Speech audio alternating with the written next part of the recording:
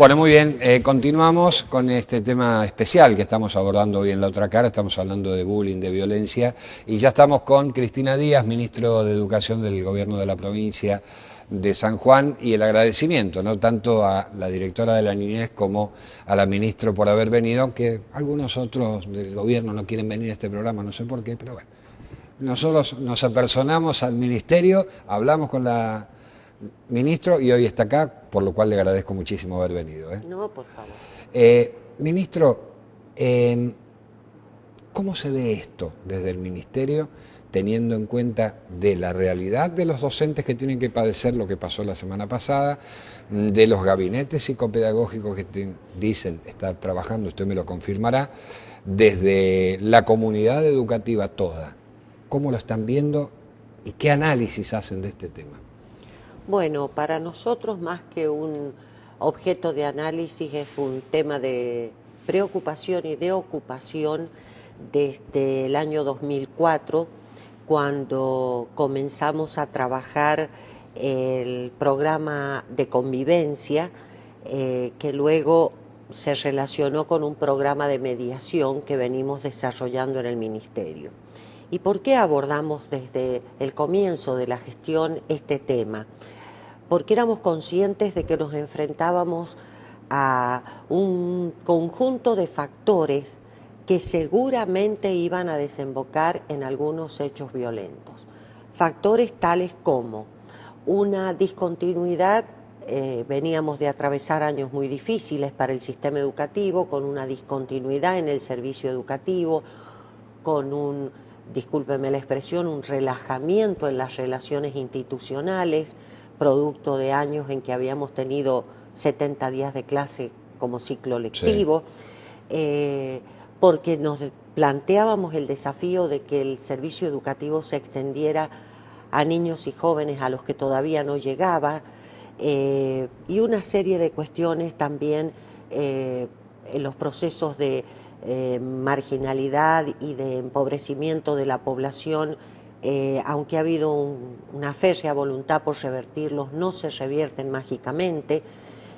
Había sectores importantes de nuestra sociedad, podríamos decir, lastimados por las circunstancias que se venían viviendo en los últimos años, y por todo eso la cuestión de la violencia era un escenario posible. Claro.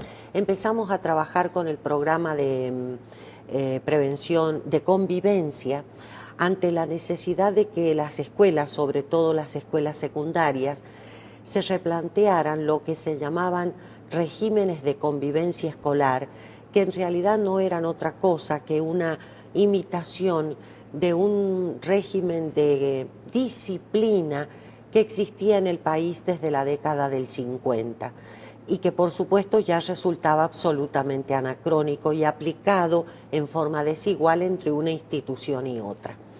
Entonces, el primer trabajo que encaramos, después de reflexionar un poco con los docentes de secundaria acerca de qué se entiende por convivencia y qué diferencia hay entre convivencia y disciplina, fue que las escuelas formularon sus acuerdos de convivencia.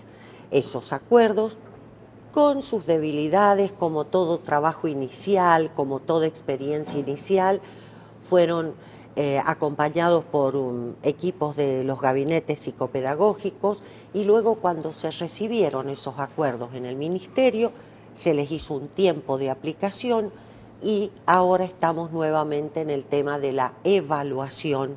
Sí. Y creo que en una oportunidad en este programa sí. hablamos al respecto sí. de que por allí tenemos en un mismo nivel un trato grosero entre compañeros y el usar un piercing. Estas confusiones que son resabios de aquel viejo régimen de disciplina de la década del 50. En paralelo, empezamos a trabajar también con los gabinetes en el tema de mediación, esto es, la mediación como mecanismo para la resolución pacífica de los conflictos, con intervención de supervisores, directivos, docentes y alumnos. Hemos desarrollado la experiencia ya en 22 escuelas secundarias, este año incorporamos 8 más, sabemos que nos está faltando un largo camino pero no podemos decir que nos hemos quedado de brazos cruzados en relación con este tema. En relación a estos años de trabajo, está bien, los aspectos sociales inciden y mucho. Sí que ¿Ustedes ven un crecimiento, digamos, proporcional a este último tiempo respecto de todos estos años? Es decir, ustedes si bien vienen haciendo un trabajo, ¿ustedes encuentran que últimamente ha crecido más de lo que ha crecido en años anteriores? Y si es así, ¿por qué? no creemos que haya crecido. No. La diferencia está en la posibilidad de que ciertas situaciones de conflicto se resuelvan hacia el interior de la escuela. La diferencia está en que los jóvenes y los adolescentes se animan a comentar en casa posiblemente situaciones que en décadas pasadas no se comentaban. Exacto. Y también los padres, con distinta actitud, no vamos a decir que todas son las mejores, pero sí concurren a la escuela a pedir explicaciones de estos hechos. Usted y yo hemos escuchado hasta el cansancio cuando yo llegaba a casa con que había tenido un problema en la escuela o con el docente o con mis compañeros sobre el problema, un coscorrón. Exactamente. Esto lo escuchamos a diario, Sí. como si aquello hubiese sido una fórmula mágica para la resolución de los conflictos. Hoy hay otra conciencia acerca de los derechos de los niños y los jóvenes, y esta interpelación a una escuela muy celosa de su autoridad y a una escuela muy acostumbrada a una autoridad unidireccional, es decir, Sí. así como en el aula la palabra autorizada para hablar sobre cualquier tema era la del docente. Había una cuestión absolutamente vertical, Sí, sí, sí. también la autoridad del directivo sobre el docente, de este sobre el alumno, sin ningún tipo de réplica. Hoy la escuela tiene el desafío de que tiene muchas veces que dar explicaciones. Está bien, pero Y- discúlpeme que le sí, interrumpa. De aquellos que tenemos avanzada edad, usted. sí, no, yo, no, Bien. usted no Bien, bien. dije nada. Ah, muy bien. Que nos daban el coscorrón porque traíamos un 1, a esta transición que pasó, hoy el coscorrón se lo lleva la maestra por el mismo 1 que me ponían a mí. O sea, no me gusta A ver, esto. O sea, A ver, ¿me entiende lo que le quiero decir? no, perfectamente. Ahora, Cuando el culpable por la del 1 soy yo. escuela- El culpable del 1 soy yo. por la escuela pasa. Yo no quisiera que esto se transforme en un debate en el que se centre la discusión entre si tenemos que salvar al alumno o tenemos que salvar al docente. La escuela existe por la comunión de esos dos seres, el docente y el alumno. Tenemos que salvar a ambos. Seguro. Tenemos que salvar al alumno acompañándolo, guiándolo, tratando de determinar dónde está el origen de esa actitud agresiva o de esa actitud de víctima, porque a veces hay problemas que atender en ambos, en el chico que puede resultar agresor y el chico que puede resultar agredido. Y también tenemos que darle la confianza al docente y las herramientas para que frente a situaciones de conflicto se sienta seguro, primero, de que va a intervenir desde su rol, no haciendo de médico, no haciendo de policía, no haciendo de psicólogo, haciendo de docente, de Claro. maestro o de profesor, y que va a tener herramientas para un primer abordaje. Posiblemente no alcance, posiblemente el problema sea de tal gravedad que sea necesario que intervengan estas otras personas profesionales en distintas áreas, pero que tenga la seguridad. Y en eso quiero hacer una aclaración un poco en relación con la ley que se ha aprobado en el Congreso de la Nación, un poco en relación con la ley que fue aprobada en la Cámara de Diputados de nuestra provincia, a la que hacía referencia la doctora Lucía Sánchez. Que dice que no se aplica en muchos casos. Nosotros hemos entendido que desde nuestras posibilidades estábamos trabajando con el programa de convivencia y de mediación Bien. como una forma de prevención de la violencia. Y acepto que posiblemente no hemos sido todo lo eficaces que debimos ser, Bien. pero también lo digo porque realmente para nosotros es una tranquilidad el saber que no hemos descuidado el tema y que sobre el tema se trabaja. Bien. el Ministerio de Educación de la Nación nos ha hecho llegar un protocolo para intervención. El título de este documento es para intervención en situaciones complejas. No habla de bullying, no focaliza solo el tema de violencia escolar que va desde el trato grosero hasta el bullying en una gradación con muchísimos matices, sino que habla de situaciones complejas porque se plantea el abordaje desde la escuela para abordar distintas situaciones que están conmoviendo y que vienen conmoviendo hace tiempo el ámbito escolar. Desde, como decía, desde el trato grosero hasta el bullying, pero también el abuso sexual, la violencia de género, los noviazgos violentos, etcétera, que somos testigos en las escuelas que estas cosas pasan. Y es muy interesante el trabajo por dos razones. Si bien está como borrador para la consulta, no está muy bueno. En el sentido de que, por un lado, da marcos teóricos sobre las definiciones de las distintas situaciones, luego plantea no una receta, pero sí algunas indicaciones que son de aplicación obligada si queremos aportar a la solución del problema y no a su profundización, para que las manejen los directivos, los supervisores, los docentes. Y finalmente también, insiste en cada una de sus partes este texto, en que tenemos que trabajar en forma mancomunada. Hemos tomado la secretaria de Educación y yo conocimiento de este documento en los últimos días.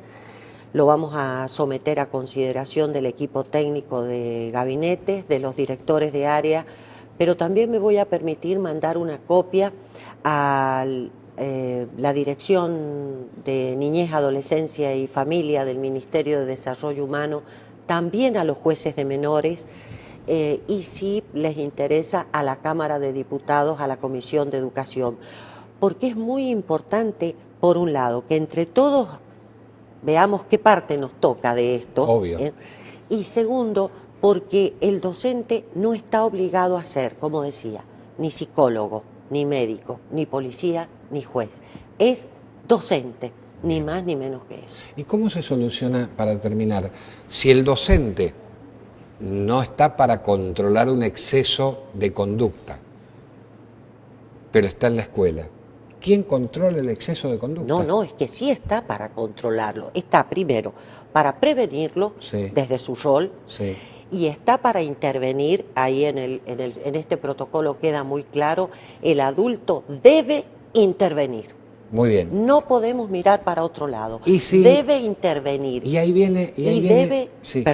Debe intervenir, y para eso también están algunas indicaciones que ahí se consignan de en qué consiste la intervención, cómo se debe manejar la situación cuando está en el brote, digamos, cuando está en el momento de crisis, digamos, y cómo se deben manejar los momentos posteriores, porque como en toda situación de conflicto, lo que se hace inmediatamente después de ocurrido un hecho no deseado es gravitante para la solución estratégica y a largo plazo que se le va a encontrar. ¿Qué hace el ministerio cuando la docente el docente hace lo que tiene que hacer y el alumno la agrede o el alumno le falta el respeto o viene la madre, como sucedió? ¿Qué cobertura tiene el docente desde este punto de vista? Si no, no lo va a hacer. Esto es como la policía. Se le paga mal a la policía cuando vea un hecho delictivo. Aquel lado va a mirar para otro lado. No. Pero acá hay una responsabilidad de adulto y una aceptación del rol que es absolutamente irrenunciable. Si se es docente en una escuela, el rol de adulto responsable que le cabe... Pero el miedo no es sonso. No, bueno, pero miedo tenemos todos. También cuando andamos en la calle, cuando manejamos un auto, cuando nos subimos subimos por una escalera, cuando estamos en un piso 25º, el miedo es inherente a la naturaleza humana. Pero cada uno tiene que saber que desde su rol, estar preparado, contar con las armas. Si la situación excede los marcos de actuación o de intervención interna de la escuela, pedir ayuda. Pero lo que no podemos hacer es mirar para otro lado. No, eso está claro. Y ya menos ahora.